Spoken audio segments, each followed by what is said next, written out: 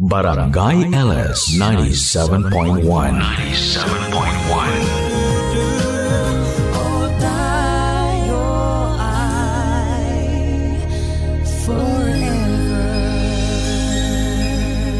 Forever. Forever. Forever! Mga kapuso, paano nga ba lumaya sa lugar na inakala mong magsasalba sa'yo mula sa kasamaan? Paano nga ba kung ang lugar na yon ay ang iyong tahanan? Makakayanan mo kayang tumakas at lumabas sa pinto? Dear Papa Dudut, sa bahay, ayon sa turo sa eskwelahan, ay isang sangtuaryo para sa pamilya, lalo na sa mga bata. Ito ang nagsisilbing proteksyon nila mula sa gulo at karahasan sa labas. Pero paano nga ba? Kung ito pala ang lagusan patungo sa karahasan, lungkot at pagdurusa. Makakalaya ka pa kaya sa tahanan na sa una ay inakala mong tama? Makakalaya ka pa kaya sa loob ng tahanan na akala mo ay mapoprotektahan ka? Paano ba lumaya? Paano ba makawala? Ako si Josephine at ito ang aking kwento. Ano ba? Sandali lang. Huwag tayong masyadong magalaw. Baka marinig ng anak ko. Nasa kabilang kwarto lang siya eh. Ano naman? Magiging dalaga na rin yan. Maiintindihan niya kung anong ginagawa natin. Ay, ano ka ba? Nakikiliti ako dyan. Uy, Ang wag ate dyan. naman nito, parang di ka binayaran ng tama eh. Hindi naman sa ganun. Sige na nga. Pero dahan-dahan lang ha. Nakikiliti ako eh.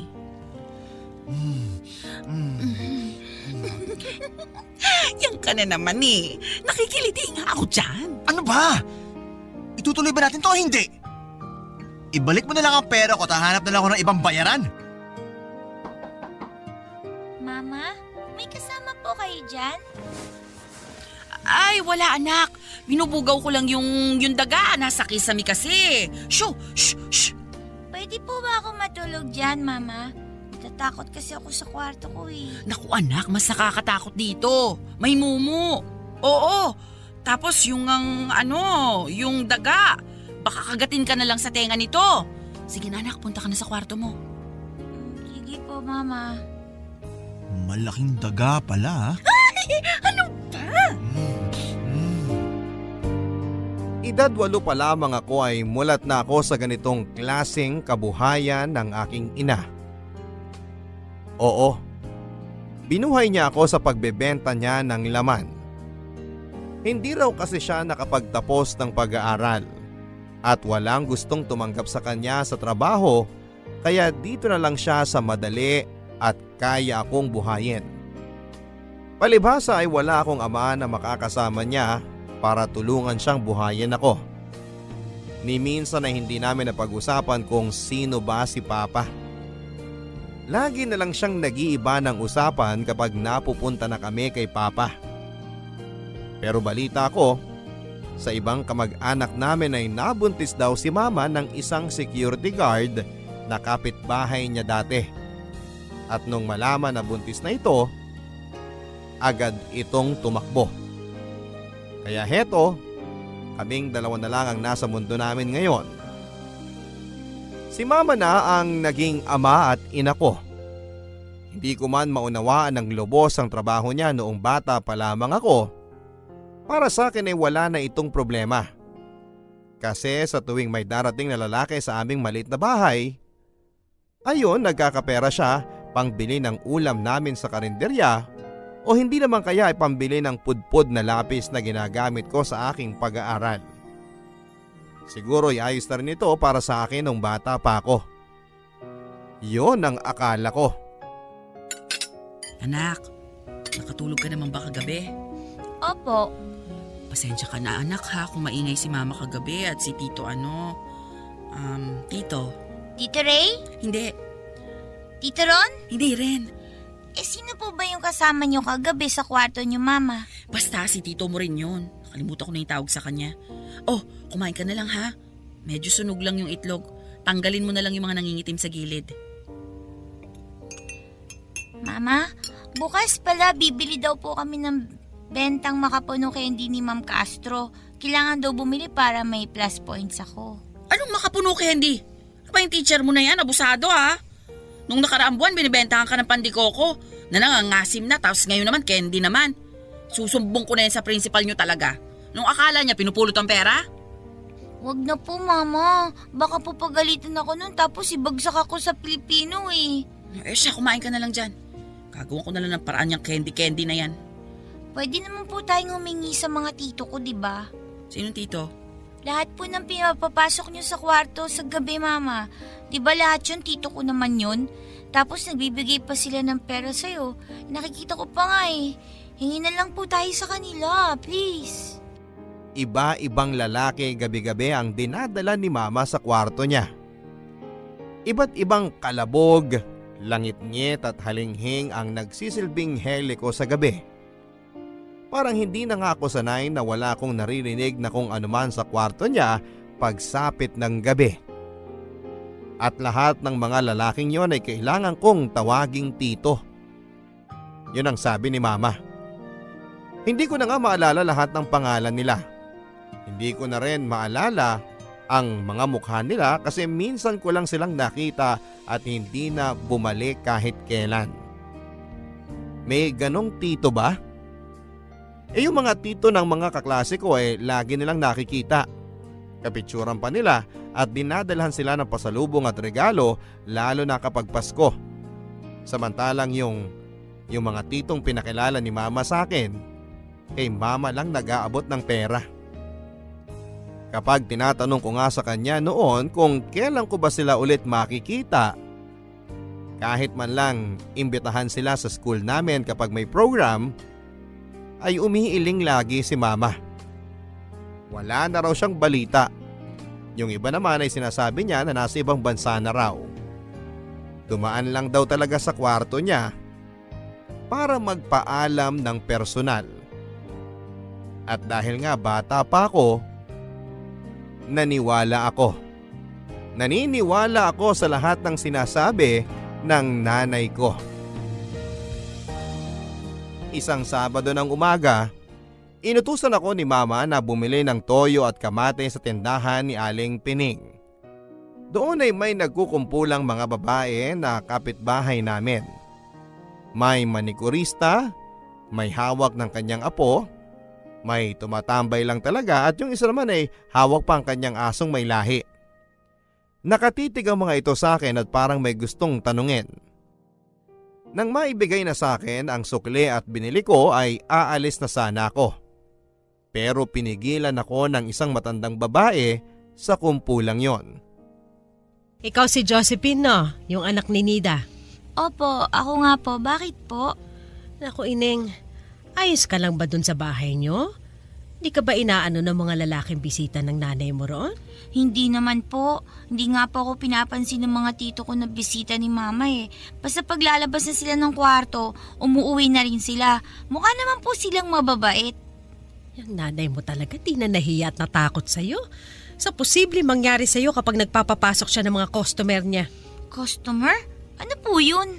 Basta. Sabihin mo sa mama mo, kung hindi pa siya magbabago sa ginagawa niya, magsusumbong na kami sa DSWD niyan.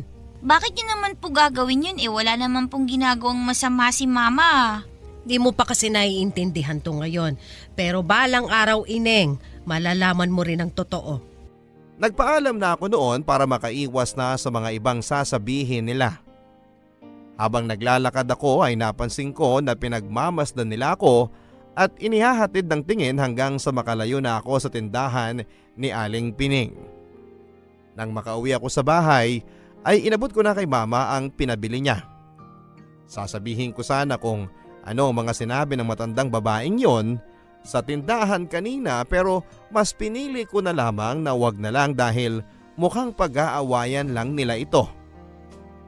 Mabilis na lumipas ang oras. At eto, gabi na naman. Nagising ako sa malakas na pagbukas ng pintuan mula sa kwarto ni Mama.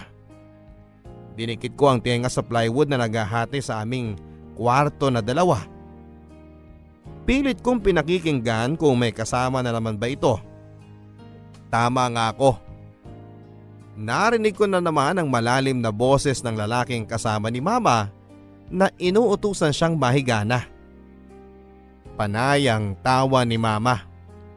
Mukhang nakainom na naman ito.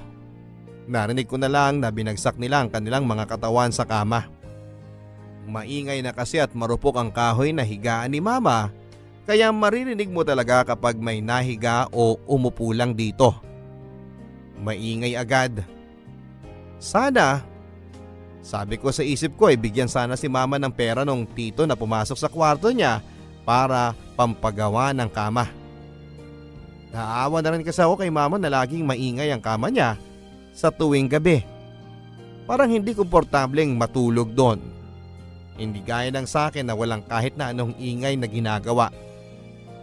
Nang bahagyang tahimik na ang kwarto niya, humiga na lang ulit ako at saka pinikit ang aking mga mata.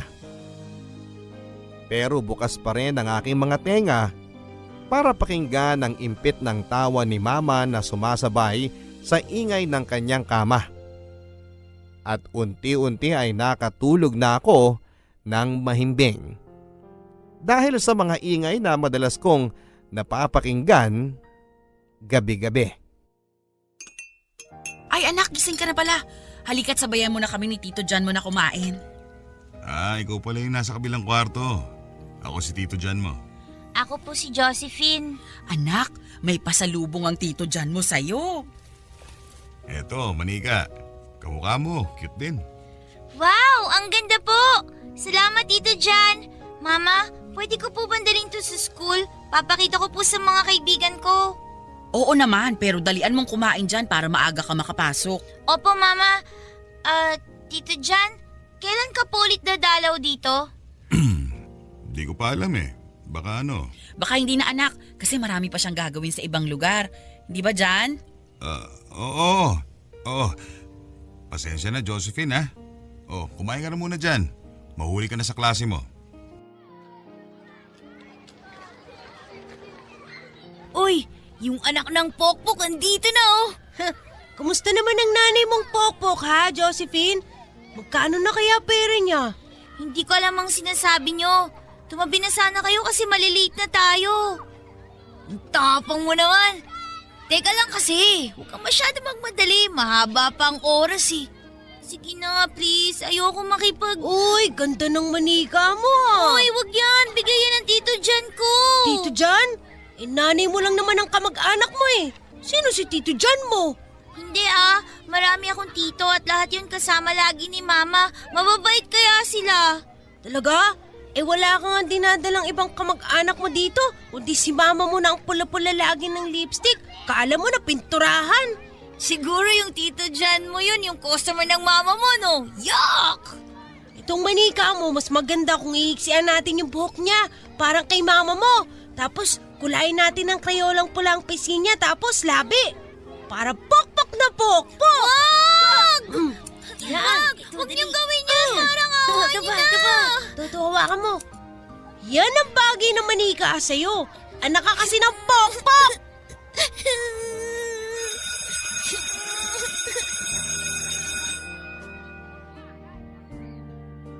Hindi pa sila nakontento at hinila pa nila ang ulo ng aking manika para kumalas ito sa kanyang katawan.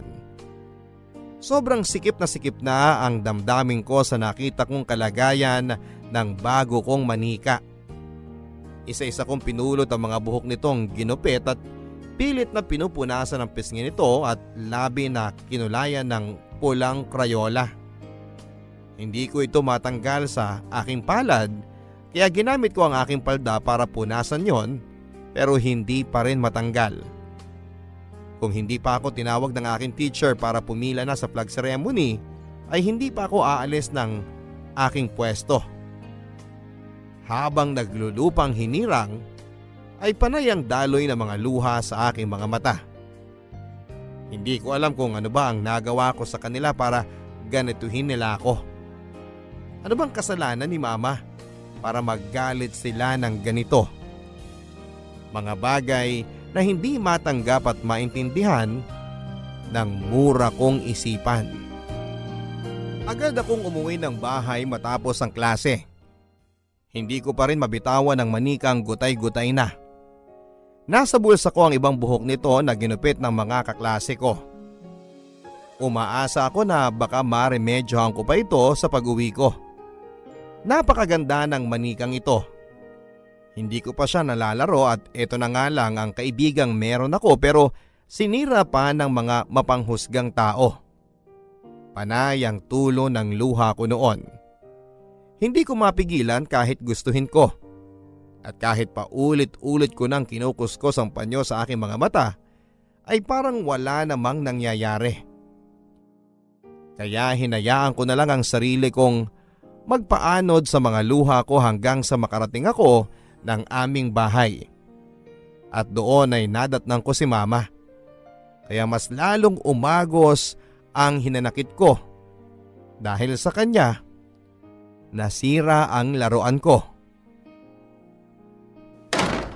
Oh anak, anong nangyari sa'yo? Bakit ganyan na yung manikang bigay sa'yo ni Tito Jan mo? Sinira nila sa school. Bakit naman nila gagawin yon? Sino mga yan at isusumbo ko sa teacher mo?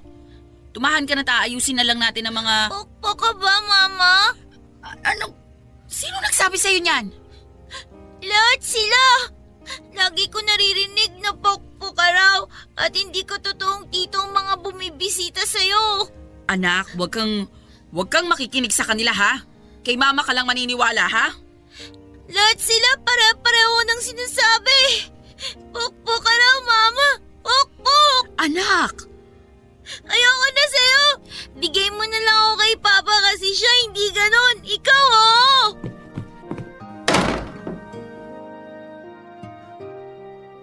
Lumipas ang mga taon at heto, ganap na akong dalaga at hindi na natutuwa sa mga manika. Ganap na akong dalaga at hindi na ako inosente tulad ng dati. Ngayon ay klaro na sa akin lahat-lahat sa mundong ito. Lalo na sa mundong ginagalawa namin ni Mama. Alam kong pokpok siya. Ginagamit ang kanyang katawan para magkapera ng mabilisan. At dahil dito sa kaalaman kong ito ay unti-unti na akong napalayo kay Mama. Hindi na kami katulad ng dati. Hindi ko na nga maalala kung kailan yung huling beses na nagsabay kaming kumain sa mesa. O kaya naman ay yung kinumusta niya ako. Lagi ako nagpapahuli sa uwi sa gabi mula sa fast food na pinagtatrabahuhan ko. Diretso kaagad ako sa kwarto pero imbis na makatulog ako ay mas lalo lang ako napupuyat dahil sa mga parokyano ni Mama. Hanggang ngayon, talagang hindi pa rin siya natitigil sa trabaho niyang yon. Kung dati, panghele ko sa gabi ang mga tunog na naririnig ko. Ngayon naman dahil alam ko na ang katotohanan, nagsisilbi na itong tunog mula sa impyerno. At pasong-paso na ako. Sa tuwing kinokompronta ko siya sa mga nangyayari sa kwarto niya, ang dami niyang palusot papadudot. Kesyo inaayos lang daw ng karpentero yung dingding kasi marupok na o kaya naman ay nagbubutas ng lalagyan ng picture frame. Ang akala niya ay tanga pa rin ako. Akala ba niya ay 8 taong gulang na batang babae pa rin ako? Iba rin talaga siya. Pinilit kong itulog na lamang ang lahat kahit rinding-rindi na ako sa kama niya na kanina pang nag-iingay. Sana man lang ay binigyan siya ng malaking pera ng customer niya para mapagawa na niya ang kama niya at hindi na ako maistorbo pa. Mag-uumaga na nang nakatulog ako. Malamang ay umalis na yung lalaki. Pero nagulat na lamang ako nang magising ako bandang 9:00 ng umaga nang madatnang ko sila sa hapagkainan. At nang tingnan ko ang lalaki, para akong bumalik sa pagkabata at naalala ko kung sino to. Ang unang customer na pinakilala sa akin ni Mama. Ang unang customer na nagbigay sa akin ng manika at pinaniwalaan kong tito ko siya. Si Tito Jan. Si Jan. Anak, naku, buti gising ka na. Sa tingin mo ba nakatulog ako? Anak, ano kasi, may bisita kasi tayo. Naaalala mo pa naman siya, di ba? Hello Josephine, ang laki mo na. Naaalala mo pa ba? Siya yung nagbigay sa'yo ng manika nung 8 years old ka lang, di ba? Sayang nga lang at nasira agad. Mga impact ng kaklase mo talaga. Huwag yun na pong ipaalala sa akin yon. Tapos na yon. Nakwento nga sa akin ng mama mo yung Josephine huli kami nagkita. Kaya sabi ko, kapag dadala ulit ako sa mama mo, dadalang kita ng mas magandang manika. Ayan! Naku, ang ganda anak. Mas maganda kaysa dun sa nasira. Mas makapal at kulot ang buhok. Blondie! Oh, kunin mo na. Pasalubo ko talaga sa'yo yan. Matagal-tagal din nung huli kita nakita. Sige na anak, kunin mo na. 18 na ho ako. Hindi na ako bata. Bakit kailangan niyo pa akong regaluhan ng ganyan? Kapalit nung nasira manika mo. Maraming bagay ang nasira dito sa bahay na to. Mapapalitan mo ba lahat yon sa tingin mo? Hanggang sa pagpasok sa trabaho ay bad mood ako. Napansin na yon ng mga katrabaho ko pero hindi na sila nagtanong pa. Tahimik ako magdamag at mula noong nakita ko ang mukha ng Tito John na yon, biglang bumalik isa-isa lahat ng mga alaala ko nung bata pa lamang ako. Noong inosente pa lamang at wala pang kamuwang-muwang sa mga pinaggagawa ni mama sa buhay niya. Matapos ang trabaho ko, imbis na umuwi ay nagtungo ako sa pinakamalapit na kapihan. Nagpalipas ako ng oras. Umaasa na mahihimasmasan at mawawala ang sama ng loob ko pero ang labo nito. Sumakay ako ng jeep at nagpababa sa Children's Park at doon ay nag-ikot-ikot. Madilim na at wala nang tao sa paligid. Ito yung kailangan ko, yung mapag-isa. Pero bago pa man ako makahanap ng mauupuan, ay bigla na lang sumulpot ang guard at sinabihan ako na huwag mag-pick up ng customer doon. Naginit ang mukha ko sa mga sinabi niya. Anong akala niya sa akin? Pokpok katulad ng nanay ko? Hinampas ko ito ng bag at saka tumakbo. Hindi na ito nakahabol pa dahil marahil ay nabigla sa mga ginawa ko. Nang makalayo na ako ay saka na ako naglakad patungo sa paradahan ng jeep para makauwi na sa amin. Wala na rin namang ibang pupuntahan. Hindi ko na rin alam kung saan ako pwedeng pumunta para matakasan ang problema ko kay mama. Alas 11 na ng gabi nang makarating ako sa bahay. Akala ko ay payapa na ako makakapagpahinga pero nagulat ako nang makita ko si Tito John. Nakabukas ang ref at kumukuha ito roon ng tubig. Talaga bang hanggang ngayon ay nandito pa rin siya? Nagkatinginan kaming dalawa pero agad akong umiwas ng tingin nang mapansin kong kakaiba na ang tingin nito. Hindi naman ito lasing at bagong ligo pa nga ito. Hinagilap ko ng tingin ang sala para tignan ko nandun si mama pero wala ito. Hindi ko alam ang gagawin ko noon. Para akong kinabahan at hindi ko alam. Hawak ko ang aking bag at handa akong ipukpok ito sa ulo niya tulad ng ginawa ko sa guard kung sakaling magkamali ito.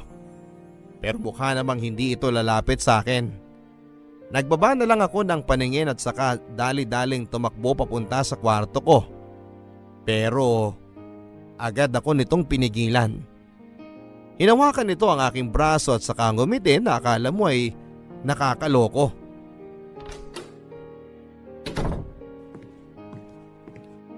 Dalagang-dalaga ka na. Bitiwan niyo nga ako kung ayaw niyo sumigaw ako rito. Kalma ka lang. Wala naman akong gagawin sa'yo eh. Huwag nga akong hawakan. Naalala ko pa nung una kita makita. Sabi ko pa sa mama mo, lalaki kang maganda tulad niya. Baka nga mas maganda pa eh. At tama ako. Tingnan mo, mas maganda ka pa kaysa sa nanay mo. Pati ang hubog ng katawan mo, sobrang sexy mo. Isa pang pambabastos mo, makakatikim ka na sa akin. At ano naman ang matitikman ko? Bastos ka! Huwag mo nga ako igaya sa nanay ko. Hindi naman kita ginagaya sa kanya. Ikaw naman, malayo ka sa kanya. Kutis mo pa lang, ang kinis na. Bitiwan mo nga ako! Shhh! Huwag kang maingay. Alam mo, pwede naman natin ito pag-usapan. Mabilis lang to. Anong pag-uusapan? Alam mo kasi, sawa na ako sa nanay mo eh. Kahit madilim, kitang-kita ko na yung kumukulubot na balat niya. Di tulad mo, kahit tingin lang, alam kong makinis na. Huwag mong idikit sa akin yung mukha mo. Magkano ka ba? Anong nangyayari dito? Nida, huwag kang mag-isip ng kung ano. Bakit kayo magkadikit na dalawa? Anong ibig sabihin nito? Ma, kasi itong si... Inaakit ako ng anak mo. Pambihira. Nagpapabayad sa akin. Ang kapal na mukha! Sabi ko ayoko nga kasi ikaw Nida yung gusto ko at bata pa siya para sa akin. Pero siya tong nagpupumilit kasi kailangan daw niya ng pera. Totoo ba to, Josephine? Kahit kailan, hindi ako nagsinungaling sa'yo Nida, alam mo yan. Ang anak mo masyadong rebelde. Magtataka ka pa ba?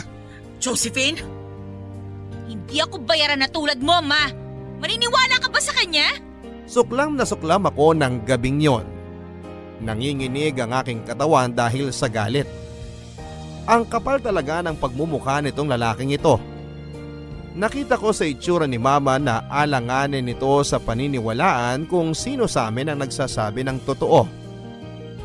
Anak niya ako pero nag-aalangan pa ba siya sa akin? Oo, nagre-rebelde ako pero hindi ako aabot sa ganitong punto na gagayahin ko ang pamumuhay niya. Natahimik kami marahil ng ilang minuto. Kitang-kita ko ang pagpapawis ng nakakalbong ulo ni Tito John.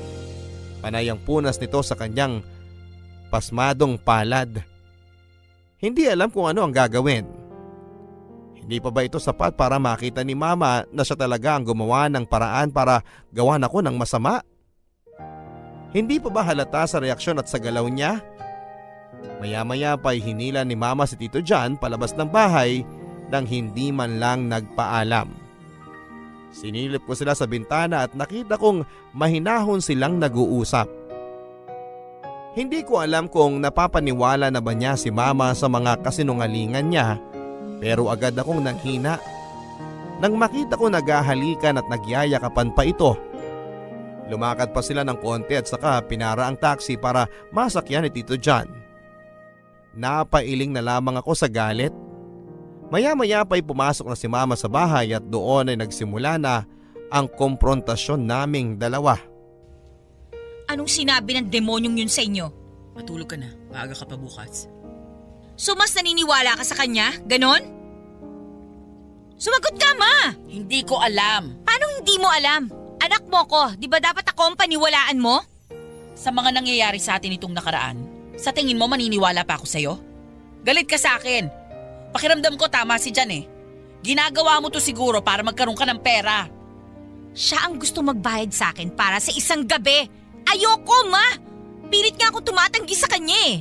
Hindi ko kailangan ng pera para magpababoy sa kanya tulad ng ginagawa mo. Hindi ako katulad mo. Marangal ang trabaho ko. Kung di pera, baka naman kailangan mo lang ng paraan para makaganti sa akin. At yun ay akitin si Jan. Alam mong malaki siyang magbigay ng pera. Posibleng hindi mo naisip yon. Uulitin ko ha. Hindi ako baboy na katulad mo. Suklam na suklam ako sa ginagawa mo at pinangako ko sa sarili ko na hindi ako gagaya sa'yo kahit mawalan pa ako ng pera. Baboy ka, Ma! Baboy! Oo, baboy na akong baboy. Pero tandaan mo, yung perang kinita ko habang binababoy ko ang sarili ko ang dahilan kung bakit buhay ka pa rin hanggang ngayon.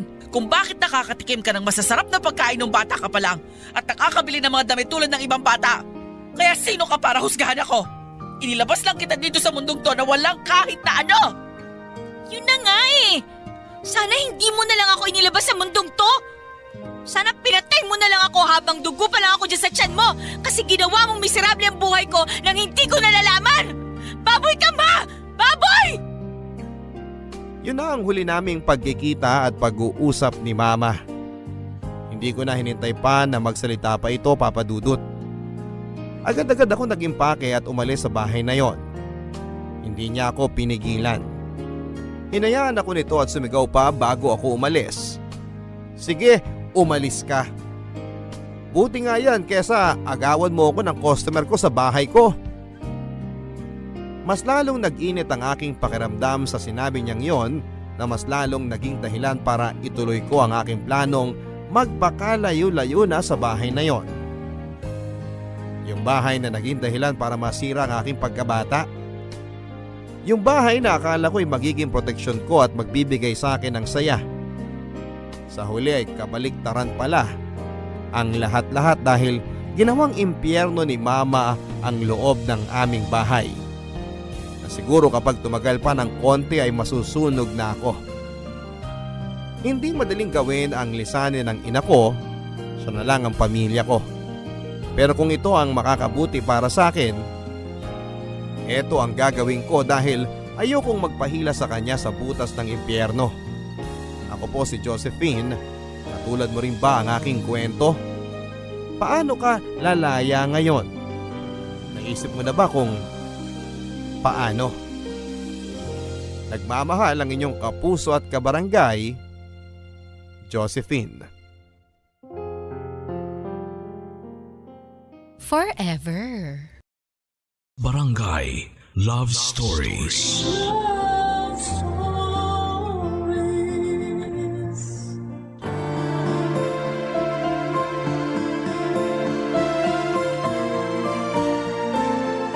Ang pagiging tatay ay hindi lang para sa mga tunay na lalaki. Minsan mas lalaki pang may tuturing yung iilan na may pusong babae. Ikaw, kapuso, isa ka bang mabuti at responsableng magulang?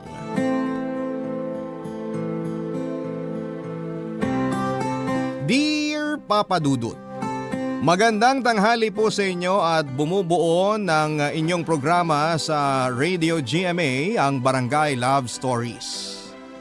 Itago nyo na lamang po ako sa pangalang Eds at taga Nueva Ecija.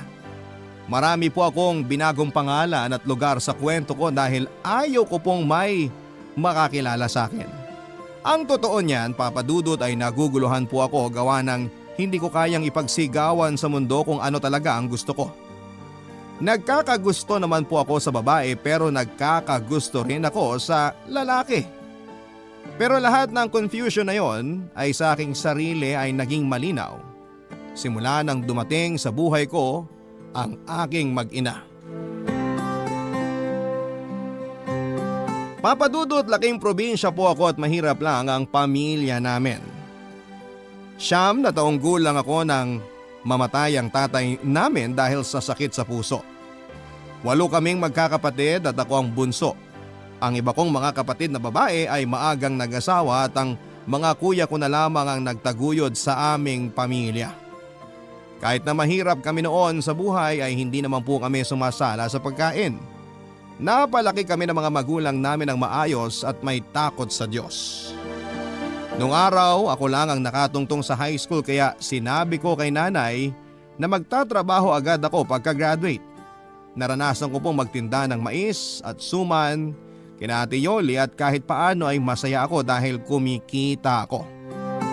Sinabi ko noon sa sarili ko na magtatrabaho akong mabuti at magsisika para maibili ko si nanay na mga gusto niyang kainin.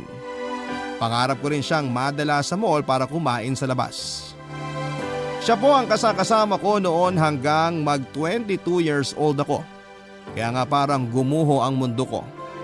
Nang mamatay siya sa parehong sakit na kumitil sa buhay ng tatay namin, Papa Dudut. Pero ang mas masakit doon ay hindi ko po nasabi sa kanya ang pagkatao ko.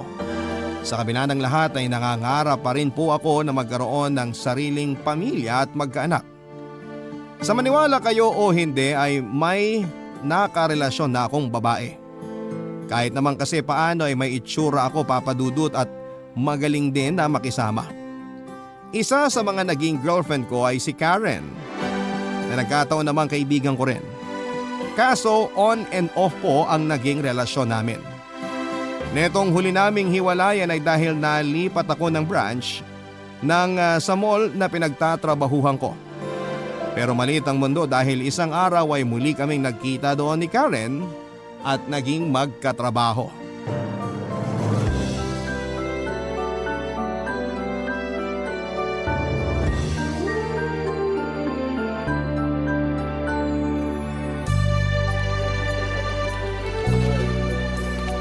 Karen? Ikaw nga! Eds! Naku, long time no see! Oo nga, kumusta ka na ba? Teka, dito ka rin ba nagtatrabaho? Oo, ikaw rin? Yes! Wow, small world! Correct ka dyan. Sino mag-aakala na magkikita pa tayo? Matagal ka na ba rito? Ilang buwan na rin. Bago ka lang ba? First day mo? Oo, kaya medyo nangangapa. Pero dahil nandyan ka na, hindi na ako kakabahan. Ikaw, kinakabahan? Parang hindi ganyan ang pagkakakilala ko sa'yo ah. Sobra ka naman. Malamang kakabahan talaga ako kasi bago sa akin lahat. Posisyon, lugar, mga katrabaho. Kanina pa nga ako nalilito sa ginagawa ko. Nahihiya naman ako mang-istorbo ng iba nating kasama kasi tinuruan na nila ako kanina eh. Makaisipin nila hindi ko kaagad na gets. Mababait naman ang mga tao rito, kaya ayos lang na magtanong ka kung may hindi ka alam. Sabi nga nila, di ba? Mas mabuti nang magmukhang tanga sa pagtatanong kesa magmarunong. Naks naman! Yung words of wisdom mo talagang namimiss ko sa'yo mula nung naghiwalay tayo. Eds, matanong ko lang, may asawa ka na ba? Single pa rin ako. Iniwan mo kasi ako noon. Sira! Anong iniwan kita? Ikaw yung lumayo, no? Hanggang sa nakalimutan mo na ako. Di naman sa ganun. Naging busy kasi ako sa buhay at sa trabaho, kaya akala mo nakalimutan na kita. Pero nabalitaan ko pala na wala na nanay nyo. Condolence pala, Eds. Sorry, hindi ako nakupunta sa libing. Ayos lang. Alam namin kung nasan man ngayon si nanay, masaya na siya kasi wala nang sakit. Oo, malungkot mamatayan. Pero hindi naman tayo pwedeng huminto na lang mabuhay kapag may mahal tayo sa buhay na nauuna. Napakatapang mo. Hanga talaga ako sa'yo. Hindi madali ang pinagdaanan mo pero eto ka pa rin. Nakangiti, taas noong nagpapatuloy sa buhay. Kahit sino sa atin may mabigat na pinagdadaanan. Nasa atin na lang din kung paano yun i-handle. At wala rin namang masama kung hihingi tayo ng tulong sa iba kung hindi na natin kaya. Ay, speaking of hindi na kaya, thankful talaga ako nakita kita ngayon dito. Hulog ka ng langit kasi may mapagtatanungan na ako tungkol sa trabahong ginagawa ko ngayon. Hanggang dyan na lang ba talaga ang papel ko sa buhay mo? May iba pa akong kayang itulong sa'yo. Uy, para kang sira.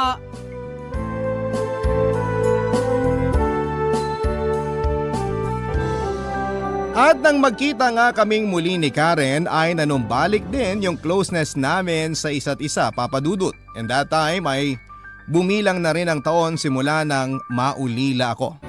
Ang tagal ko rin po bago nakapag-move on at dahil hindi ko naman nasabi kay nanay ang tungkol sa pagkakagusto ko sa kapwa ko lalaki na natili po akong nagtatago at maingat lalo na sa trabaho ko.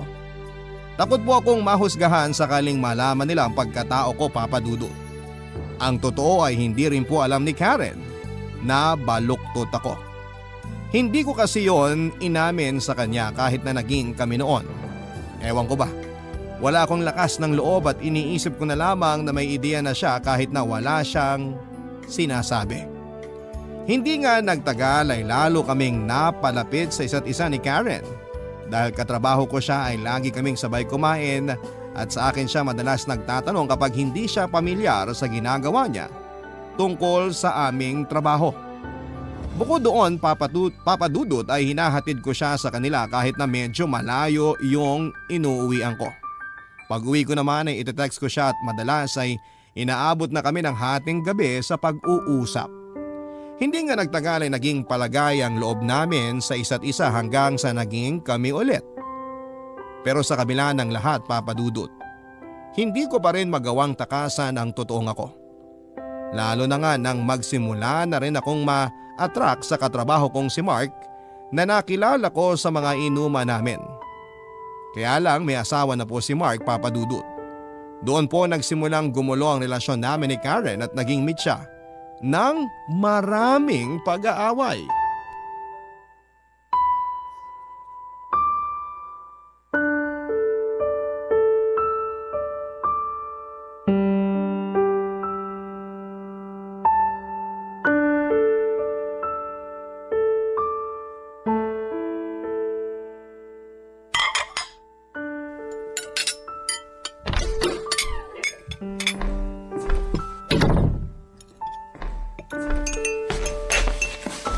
Mahal, tara.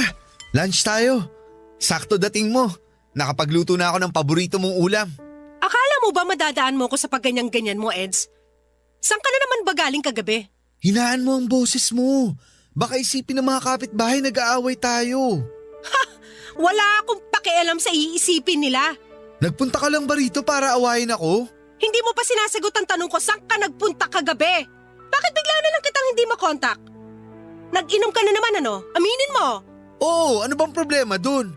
Ang problema doon, hindi mo sinabi sa akin. Tatalakan mo lang ako kapag sinabi ko sa'yo. Tsaka kagabi lang naman ako uminom. Diyan lang naman ako sa tapat ng bahay, kaya ano bang ikinagagalit mo? Nagagalit ako dahil hindi ka nagsasabi ng totoo sa akin. Hindi ako tanga, Eds.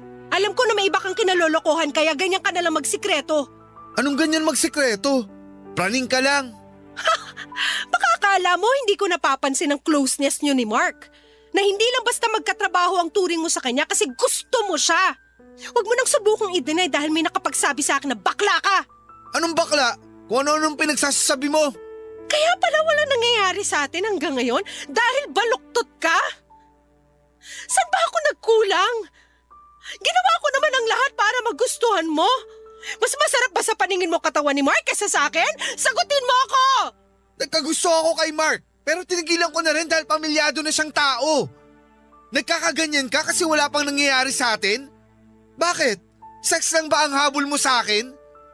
Ay, Karen, aaminin ko na naguluhan ako sa nararamdaman ko. Pero ngayon malinaw na sa akin na ikaw ang gusto ko. Kung totoo na ako ang gusto mo, bakit hindi mo sinabi sa akin na bakla ka? Kahit noong unang beses na naging tayo, wala kang binanggit, Eds! Kasi natatakot ako sa sasabihin mo. Natatakot ako na baka iwanan mo ko. Inisip ko na lang, alam mo na napapansin mo ng baluktot ako. Akala ko tanggap mo na ako sa kung ano ko. Oo! Pero inisip ko na may mga lalaki talagang malalambot kumilos at magsalita pero normal sila. Hindi ko inisip na bakla ka. Ikaw lang ang nag-isip na alam ko na. Huwag ka namang magsalita na parang malubang sakit ang kabaklaan. Wala ako sinasabing ganyan. Pero kung iniisip mo na matatakasan mo ang pagkatao mo kahit na magkajowa ka ng babae, pues, sinasabi ko sa'yo, nagkakamali ka. Sa bandang huli, magkakagusto ko pa rin sa kapwa mo lalaki at iiwanan mo rin ako. Kung ganyan ang tingin mo sa mga tulad ko, mabuti pa maghiwalay na lang tayo. Pagtanggap ang kailangan ko, hindi pang husga mo. Masakit para sa akin ang paghihiwalay namin ni Karen, Papa Dudut, dahil buong akala ko tanggap niya ang pagkatao ko sakaling malaman niya ang totoo. Pero nagkamali ako, Papa Dudut. Pakiramdam ko ay pinandirihan niya ako at minaliit. Nang mga panahon na yon ay muli kong naramdaman yung kainin ng takot na baka kapag isiniwalat ko sa mundo ang pagiging baluktot ko ay husgahan nila ako at mandiri sila sa akin. Kaya kahit malungkot ay pinagpatuloy ko po ang buhay katulad ng nakasanayang kong gawin.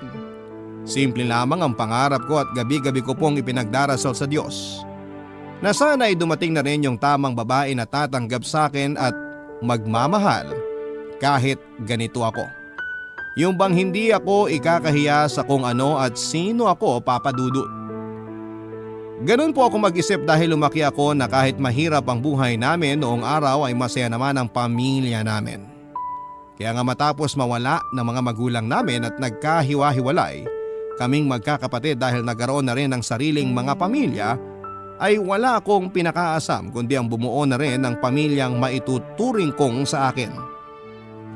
Yung bang may anak akong tatawag sa akin ng tatay, papa o daddy at may asawa ako na magmamahal sa akin ng tunay.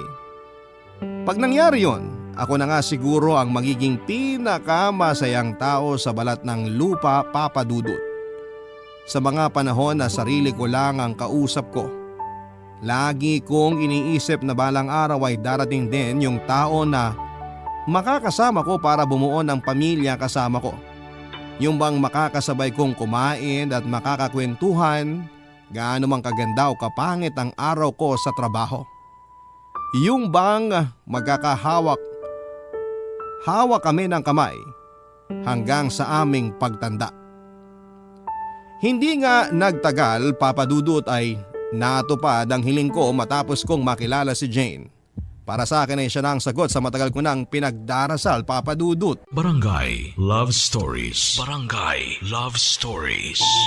Katulad ni Karen at Mark, katrabaho ko rin po si Jane at nakakasama sa mga inuman. Pero tulad ko ay baluktot din siya dahil ang syota niya ay isang babae. Minsan hindi ko mapigilang mainggit kay Jane dahil naipagsisigawan niya sa mundo kung ano talaga siya at kung sino ang gusto niya. Samantalang ako ay kailangang manatiling sikreto dahil ayokong dumating yung punto na mag-iba ang tingin sa akin ng mga taong matagal ko nang kilala. Oo, nandun na tayo sa huwag nating isipin ang sasabihin ng iba dahil buhay natin ito. Pero minsan kahit na anong gawin natin ay dumarating yung punto na maapektuhan talaga tayo. Lalo na kung manggagaling ang panghuhusga sa mga mahal natin sa buhay.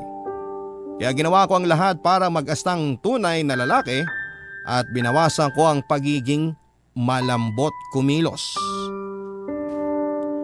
Hindi nagtagal ay naging close po kami ni Jane, Papa Dudut. Dati hindi ko siya napapansin pero unti-unti na siyang lagi kong nakikita at gustong kausapin. Masaya kasi siyang kasama at marami siyang kinukwento sa akin. Natatandaan ko pa noong unang beses na nilapitan niya ako. Kakabreak lang namin ni Karen noon at sariwa pa yung sakit na nararamdaman ko sa dibdib ko. Mabuti na lang at nandyan siya dahil baka pag nagkataon, nagdrama na akong mag-isa. Alam din kasi sa pinagtatrabahuhan namin na naging girlfriend ko si Karen, Papa Dudut. Kaya noong naghiwalay kami, kahit na wala akong sinasabi, nakarating pa rin yon sa kaalaman nila, lalo na nga si Jane.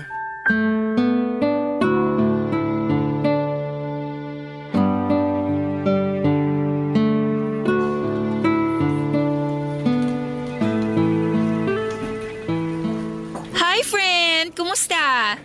Okay lang. O ba't parang ang lungkot mo yata ngayon? Nasermonan kasi ako ng boss natin. Kaya hindi maganda timpla ko. Maniwala ako sa'yo. Bahala ka. Di kita pinipilit. Opo nga, tabi tayo. Jane naman eh. Ano ba kasing problema mo at ang clingy mo? Kanina ko pa napapansin na panay ang lapit mo sa akin. Kung mangungutang ka, sorry. Short ako ngayon. Huwag ka mag-alala. Hindi naman ako ganong tao. Gusto ko lang makipag-close sa'yo. Matagal na kitang nakikita rito at nagkakasama na rin tayo sa inuman. Pero hindi naman tayo madalas mag-usap. Balita ko, break na raw kayo ni Karen. Bilis naman kumalat. Alam mo naman dito sa atin. Pero totoo ba? Ay. Oo, nag-away kasi kami. Magkaiba kami ng paniniwala. Kaya wala na ring sense kung magsasama pa kami. Sigurado lagi lang kami magtatalo. Ikaw kasi, puro ka Karen. Samantalang nandito naman ako. Tanggap kita kung ano ka pa. Di ko akalain na may pagka-joker ka rin pala. Hindi ako nagbibiro, Eds. Pinagsasabi mo. May syota ka na, di ba? Gusto mo yata mayari ka sa jowa mong tomboy. Ay, subukan lang niya akong saktan. Hindi ko siya uurungan. Sinasaktan ka ba niya? Hindi. Ang labo mo naman kausap. Kaya nga sabi ko subukan, di ba? Pero ewan ko ba, lately, lagi kaming nag-aaway. Kulang na lang magkasakita na talaga kami. Ganun na ba kalala mga away niyo para humantong sa pisikalan? Feeling ko kasi nagsisinungaling siya sa akin. Na may iba siyang kinalolokohan kaya bigla na lang siyang nagbago at nanlamig. Naku, mapatunayan ko lang na tama ang hinala ko. May kalalagyan sila sa akin ng babae niya. Oh, anong nakakatawa ron? Nagkakaroon din pala ng ganyang problema sa relasyon niyo? Porke tomboy jowa ko, wala nang pwedeng magloko sa amin. Alam mo, Eds, kahit pareho kayong babae o lalaki sa relasyon, kung may isa sa inyong gago at hindi marunong makontento, hindi rin kayo magtatagal. Kalma ka lang. Naniniwala naman ako sa'yo. O paano? Tara na, bago ka pa magdrama dyan. Malapit nang matapos ang break natin. Baka mapagalitan pa tayo. Sige, pero sabay na tayong mag-lunch mamaya ah. Sige na, pumayag ka na. Mukha namang hindi na ako makakaindi sa'yo eh. Yay! Mukhang mapaparami ako ng kain ito. Nang lumalim ang pagkakaibigan namin ni Jane ay lumabo naman ang relasyon nito sa syota niya, Papa Dudut. Tapos nang malaman kong naghiwalay na sila nang malaman niyang nag-cheat ito sa kanya, hiningi po ni Jane ang number ko at sinimulan niya akong kulitin. Lagi siya nagte-text at tumatawag sa akin kahit na nasa inuman ako o may iba akong ginagawa sa bahay. Aaminin ko na medyo nakakainis na kasi pakiramdam ko ay wala na akong privacy. Palagi po niyang inaalam ang mga pinupuntahan at ginagawa ko. Hindi naman po sa pagbubuhat ng sariling bangko pero marami po talagang mga babae ang nagliling sa akin, Papa Dudut. Marami kasi akong kakilala dahil magaling akong makisama sa tao. Lumipas pa ang mga araw at nakita ko na lamang ang sarili ko na unti-unting nasasanay sa pangungulit ni Jane. Nagkaroon po kami ng mutual understanding at hindi nagtagal ay naging mag-on. Maalaga po kasi si Jane, malambing, maalalahanin at higit sa lahat ay masarap magluto. Lahat po ng mga katangiang gusto ko sa isang babae ay nasa kanya na, Papa Dudut. Nasabi ko noon sa sarili ko na ang suwerte ko kaya lang ay hindi naman palaging masaya at nasa ulap ang pakiramdam ng bawat relasyon. Lalo na sa kaso namin ni Jane na nagsisimula pa lamang. Birthday ko po noon, Papa Dudut, at inimitahan ko lahat ng mga kaibigan at katrabaho namin para mag-party sa bahay. Siyempre may inuman din. Hindi nagtagal ay nalasing na nga ako at umiral na naman ang kabaklaan ko. Nakalimutan kong may girlfriend na ako dahil panay lingkis at harot ko sa gwapo naming katrabaho na si Marlon. Kinabukasan nga, galit at nakasimangot sa akin si Jane dahil buong gabi ko siyang initsapwera. Sa katunayan, sinampal pa nga niya ako at kahit na anong paliwanag ko ay hindi niya pinakinggan, Papa Dudut.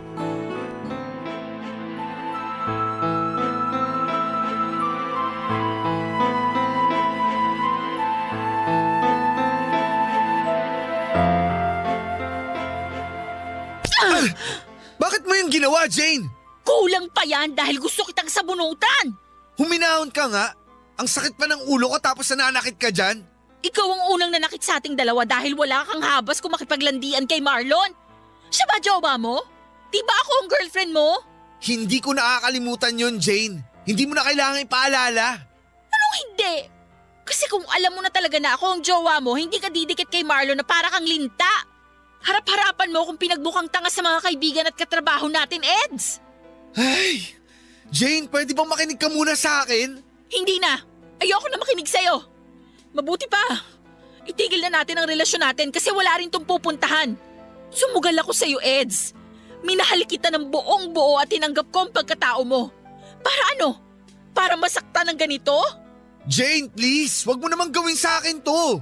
Naisip mo ba ako habang busy ka sa pakikipagharutan sa lalaking yon? Kasi kung oo, hindi mo yun gagawin. Kung alam mo lang na marami akong tiniis mula nung maging tayo, Eds. Pinagtatanggol kita kapag sinasabi nilang bakla ka dahil sabi mo, hindi ka pa komportable na malaman ng iba ang pagkatao mo. Pero binaliwala mo lang ako. Payakap-yakap ka pa sa Marlon na yon na para bang siya yung jowa mo habang nandun ako? Hindi naman yung seryoso. Katuwaan lang yun ng mga kaibigan natin. Katuwa ang may halong kagaguhan, Eds. Pinagtatawanan ako ng mga kaibigan natin kasi mas magjowa pa raw kayong tingnan ni Marlon kesa sa atin. Hindi mo na ako binigyan ng kahihiyan dahil sarili mo lang ang iniisip mo. Jane, please, huwag kang umalis. Sorry, okay? Hindi ko sinasadyang i-etsapwera ka. Lasing lang ako noon. Wala akong kontrol sa kilos ko. Kung hindi mo nagustuhan ang nangyari at kung may nagawa man ako mali, patawarin mo ako. Hindi ko alam kung paano pa kita pagkakatiwalaan, Eds. Mabuti pa tapusin na lang natin lahat. Maghiwalay na lang tayo kaysa dumating pa yung point na lukohin mo ko at ipagpalit sa lalaki. Hindi mangyayari yun dahil magbabago ako, Jane. Mas magiging mabuting boyfriend ako sa'yo. Ikaw ang mahal ko. Please, wag ka umalis. Wag mo akong iwanan, Jane. Hindi ko kaya.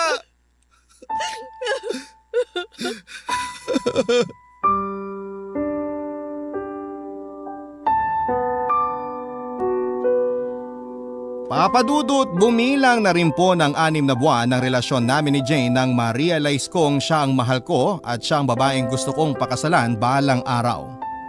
Kaya nang kamunting na siya makipaghiwalay sa akin ay doon ako natauhan.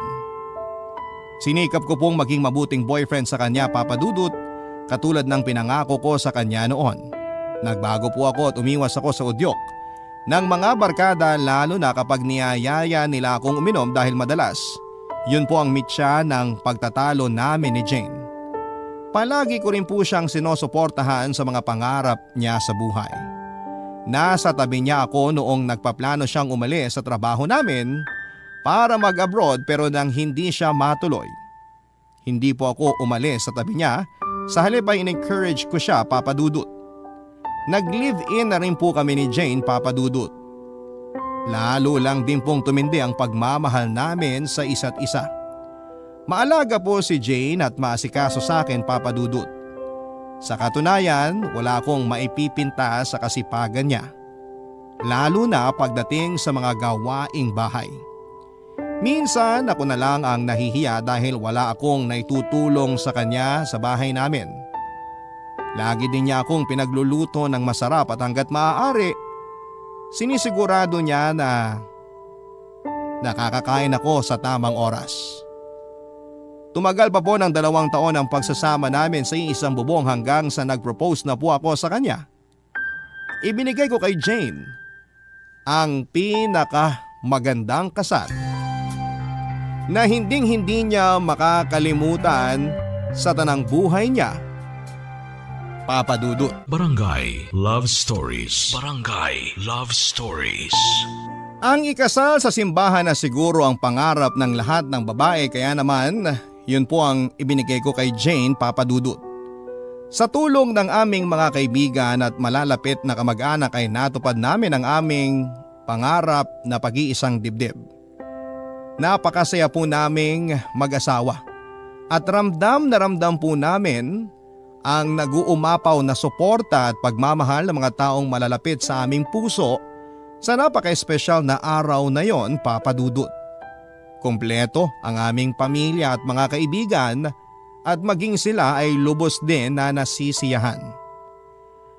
Papa Dudut, noong nagli-live-in pa lamang kami ni Jane ay sinubukan na naming magka-baby muna pero hindi yon pinagkaloob ng Diyos dahil siguro wala pang basbas ang aming pagsasama.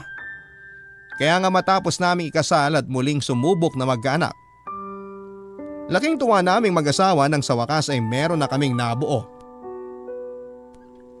At nalaman ko po yon sa mismong birthday ko, Papa Dudut.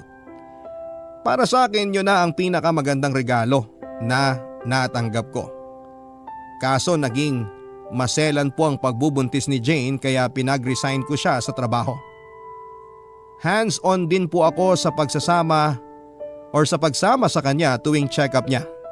Lumipas pa ang 6 na buwan, nalaman namin na babae po ang magiging anak namin, Papa Dudut. Walang pagsidla ng saya na nararamdaman namin ni Jane. Lalo ko lang din po siyang minahal at sabay kaming nanabik sa pagsilang ng baby namin. Nang dumating na po ang araw na pwede nang manganak, si Jane ay nakaabang po ako sa bintana ng nursery room sa ospital na pinagdalhan ko sa kanya. Dahil sabik na sabik po akong makita ang baby namin. Napaluhan na lamang ako nang ibigay sa akin ng nurse ang baby namin, Papa Dudut. Pakiramdam ko ay nagka-purpose ang buhay ko dahil sa anak ko. Naisip ko na kahit silahis ako, may napatunayan naman ako sa sarili ko dahil meron akong masayang pamilya. Kaya lang habang nasa ospital si Jane, kinausap ako ng doktor na hindi pa siya pwedeng ilabas sa recovery room. Ayon sa findings nila, mataas daw ang blood pressure ng misis ko at kailangan nilang bantayan. Delikado po yun dahil kapapanganak pa lamang niya. At nang marinig ko po yun mula sa mga doktor ay natakot po ako ng husto at nag-worry para sa kaligtasan ni Jane. Bukod sa pag-aalala ay nagtataka rin ako at naguguluhan dahil bigla na lang nagkaroon ng abnormal na pagtaas ng blood pressure ang asawa ko. Samantalang wala namang binabanggit sa amin ang OB niya sa mga check-up niya noon, Papa Dudut. Pero alam ko na wala ring mangyayari kung magpapadala ako sa hustong pag-aalala. Kaya naman minabuti ko na lamang na magdasal para sa kaligtasan ni Jane. Mabuti na lang at dininig ng Diyos ang panalangin ko at kinabukasan din. Nailabas na sa recovery room si Jane at magkasama na rin sila ng anak namin. Nagtuloy-tuloy pa po ang pagbuti ng kalagayan ng misis ko hanggang sa pwede na siyang lumabas sa ospital. Hindi nga nagtagal ay na-discharge na kami at nakauwi sa bahay. Napag-usapan din naming mag-asawa na bumalik na ako sa trabaho dahil kailangan namin ng pera na panggasto sa pang-araw-araw namin. Nasaid po kasi ang ipon namin ng mga anak siya, Papa Dudut. Kahit na nag-aalinlangan ako na iwanan si Jane at ang baby namin sa bahay, nagtiwala po ako sa sinabi niyang wala na niya or kaya na niya ang sarili niya at ang pag-aalaga sa baby namin. Ilang araw po ang lumipas na wala na rin ang pag-aalala ko dahil nakikita ko naman na okay lang si Jane at masaya siya sa pag-aalaga sa anak namin. Pero hindi po nagtagal ang masasayang araw namin dahil isang gabi pag uwi ko galing sa trabaho. Nagsabi ang misis ko na hindi maganda ang pakiramdam niya at gusto niyang magpa-ospital.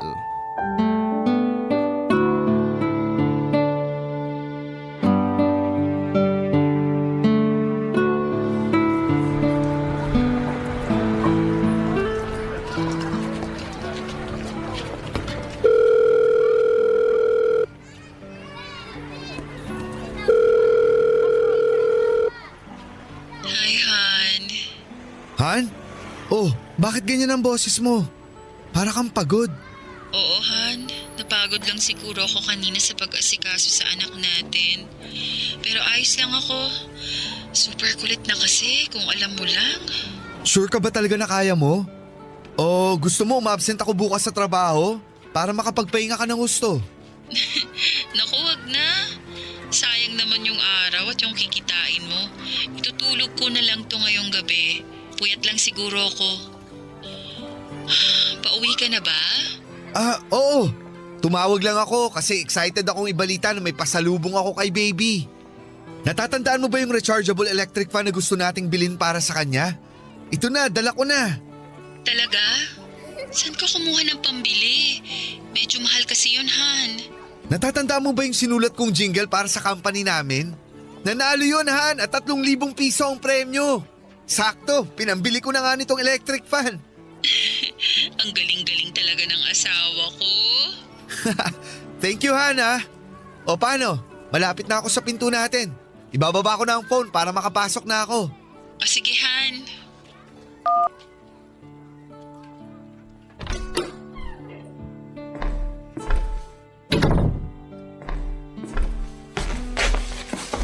Han, tingnan mo!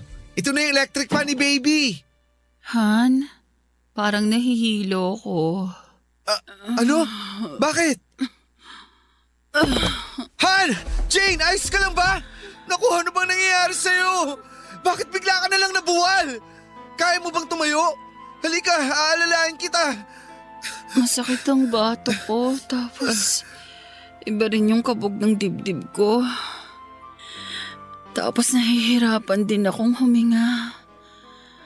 Punta tayo ng ospital. Dahil baka hindi ko na kayanin, Han. Huwag kang magsalitahan ng ganyan, Jane. Kayahanin mo. Hindi ka pwedeng mawala dahil paano na kami ng anak mo? Sandali, tatawag ako ng tricycle na masasakyan natin. Diyan ka lang. Sandal ka lang na maayos. Kakatukin ko lang din ang kapitbahay natin para tingnan ang anak natin. Babalik ako, Jane. Babalikan kita dito. Hintayin mo ako.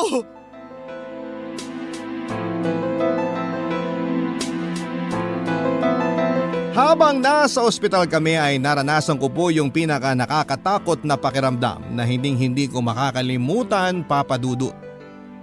Hinang-hina na po noon si Jane at panay ang pagsusuka. Umihin na rin po siya sa suot niyang shorts at hirap na rin siyang huminga. Kaya tinubuhan na siya ng mga doktor. Kitang-kita ko po ang lahat ng yon, kaya kulang na lamang ay madurog ng pinong-pino ang puso ko. Hindi nga nagtagal ay naging abnormal na ang blood pressure niya at nag-enclampsia na siya, Papa Dudut. Minuto lang ang lumipas ay binawian na ng buhay ang pinakamamahal kong asawa ng gabing yon. Para akong pinagsakloban ng langit at lupa. Ang nasa isip ko na lang ay sana mamatay na rin ako. Hindi ko na po alam kung paano mabuhay dahil wala na ang asawa ko. Nang iburol na si Jane, ilang araw kong hindi makakain ng maayos at hindi makatulog ng mahimbing. Nakabantay lang ako sa kabaong niya habang umiiyak. Ni hindi ko mahawakan o makarga ang anak namin. Araw-araw kong naaalala ang masasayang sandali na kasama ko siya, Papa Dudut. Kinain ako ng labis na takot at pangamba dahil paano ko nabubuhayin ang anak namin ng nag-iisa. Lalo lang ding naging mabigat ang paglipas ng mga araw pagkatapos ilibing ni Jane. Ang buong akala ko ay magkakaroon na ako ng masayang pamilya tulad ng mga nakikita ko sa mall habang masayang kumakain sa mga fast food. Na hindi pa nga kami nagkakaroon ng family picture na 3 tapos nawala na sa amin si Jane. Marami akong tanong sa Diyos tulad ng bakit kailangan kong pagdaanan ng ganong katinding sakit. Parusa ko ba yan kasi makasalanan ako sa nakaraang pamumuhay ko? Pero kahit naman po paano ay sinikap kong maging mabuting anak, kapatid, kaibigan at katrabaho. Walang araw na hindi ako umiiyak dahil lagi kong iniisip na paano na kami mabubuhay ng anak ko na kaming 2 na lamang. At para mabawasan ang mga iniisip ko ay nilunod ko po ang sarili ko sa pag-inom ng alak. Gusto ko kasing makalimutan yung sakit kahit pansamantala at yun lang ang paraang naisip ko, Papa Dudut. Hindi nagtagal ay napansin na po ng pamilya namin at malalapit na kaibigan na napapabayaan ko na ang sarili ko. At hindi na rin natututukan ng pag-aalaga sa anak namin ni Jane. Kaya kinausap na ako ng BFF kong si Darwin.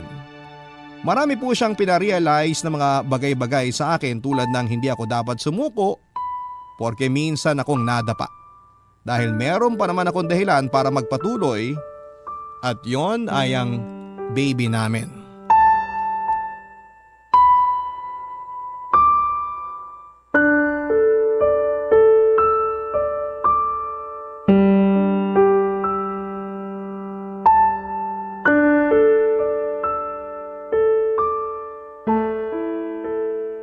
Parang inaaraw-araw man ng pag-inom, friend ah. Di na maganda yan. Baka mapano ka na. Sana nga mamatay na lang ako para magkasama na kami ni Jane. Huwag ka namang ganyan. Paano na lang ang baby mo? Baka nakakalimutan mo, nandyan pa siya. Gusto mo ba tuluyan ng maulilang anak niyo ni Jane? Masisisi mo ba ako, Darwin? Wala na ang misis ko. Iniwan na niya kami. Paano ba ako mabubuhay niyan kung mag-isa na lang ako? Kakakasal lang namin. At kapapanganak pa lang ng anak namin. Tapos kinuha na kaagad siya sa akin. Ano bang kasalanan ko sa Diyos para parusahan niya ako ng ganito? Wala kang kasalanan. Siguro hanggang doon na lang si Jane. Oras na niya. Naniniwala ako na lahat ng bagay may dahilan. Hindi ko matatanggap ang sinasabi mong dahilan dahil napaka-unfair. Ilang beses na ako namatayan. Una, si tatay. Tapos si nanay. Kinaya ko yun pero hindi ko na alam paano magpapatuloy sa buhay dahil sa pagkawala ni Jane. Simple lang naman ang gusto ko, Darwin. Buong pamilya lang. Ganun ba yung kahirap matupad kaya pilit kinukuha sa akin ng Diyos sa mga taong mahal ko? Patayin na lang din niya ako para matapos na rin ang paghihirap ko. Alam ko masakit pero lawakan mo ang isip mo. May anak ka. Kailangan ka ng baby mo, friend. Tsaka hindi ka naman magiging mag-isa. Nandito kami ng barkada mo para alalayan ka hanggat di mo pa kaya. Nandyan din ang pamilya at mga kamag-anak nyo ni Jane. Ay, hindi to yung panahon para panghinaan ka ng loob. Pinapaintindi ko naman sa isip at puso ko ang sitwasyon. Pero nahihirapan talaga ako.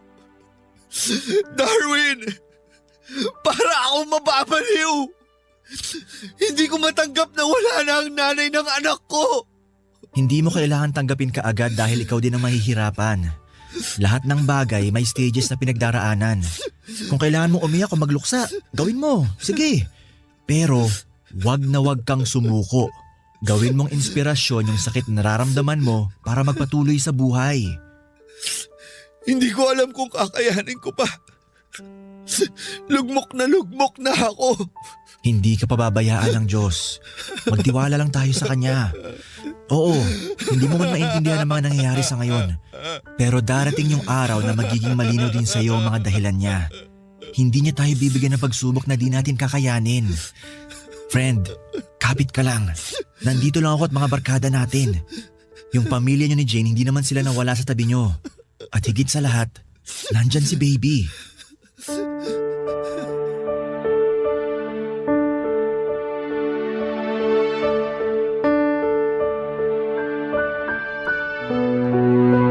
Pagkatapos ng pasyam ay nag-decide po akong bumalik sa trabaho, Papa Dudut. Sa kabila ng matinding kirot na nararamdaman ko sa dibdib ay kinaya kong ibalik yung dating ako. Minsan, pinipeke ko na lamang ang mga ngiti ko hanggang sa makumbinsi ko ang aking sarili na balang araw ay magiging masaya din ako. Palagi ko ring iniisip na kapag nagpapaulan ng Diyos ng mga pagsubok sa buhay, hindi nawawala ang baghari kapag tumila na ito. Para sa akin ay simbolo yon ng pag-asa upang kayanin kong magpatuloy sa buhay, Papa Dudut, kahit na mag-isa na lamang akong nagtataguyod sa anak namin ni Jane. Hindi madali ang mga pinagdaanan ko noon at suntok sa buwan ang magdesisyon na bumangon pagkatapos kong madapa. Pero alam ko na hindi ako pababayaan ng Diyos. Sa tulong ng mga kapatid at kaibigan ko ay lumaban ako, Papa Dudut. Sa kasalukuyan, ang ate ko muna ang nag-aalaga sa baby ko para makapagtrabaho ako. Tuwing ika-23rd ng buwan, pinaghahanda ko ang anak ko at binibilhan ko siya ng mga lobo na may iba't ibang mga kulay tulad ng bahaghari. Paraan ko yon para ipaalala sa kanya na espesyal siya. Napananagutan ko siya dahil dinala ko siya sa mundong ito. At kahit baluktot ang tatay niya, handa akong magpakatatay para sa kanya. Mahirap na masarap maging magulang, Papa Dudut. Pero wala po akong pinagsisisihan at gagawin ko ang makakaya ko para mabigyan ng magandang bukas ang anak ko. Kung tatanungin ninyo ako tungkol sa love life ko, single pa rin po ako, Papa Dudut. At hindi ko pa rin hinuhubad ang wedding ring namin ni Jane dahil hindi pa ako handa na palayain siya sa puso ko. Siya pa rin ang mahal ko at nangungulila pa rin ako sa pagkawala niya, pero alam ko kung nasaan man siya ngayon ay masaya siya at proud siya sa akin. Kahit paano ay masaya na ako at tanggap ko na. Maraming salamat po, Papa Dudut, sakaling Eds. Mga kwento ng pag-ibig, kwento ng pag-asa at mga kwento ng buhay dito sa Barangay Love Stories. Love Stories.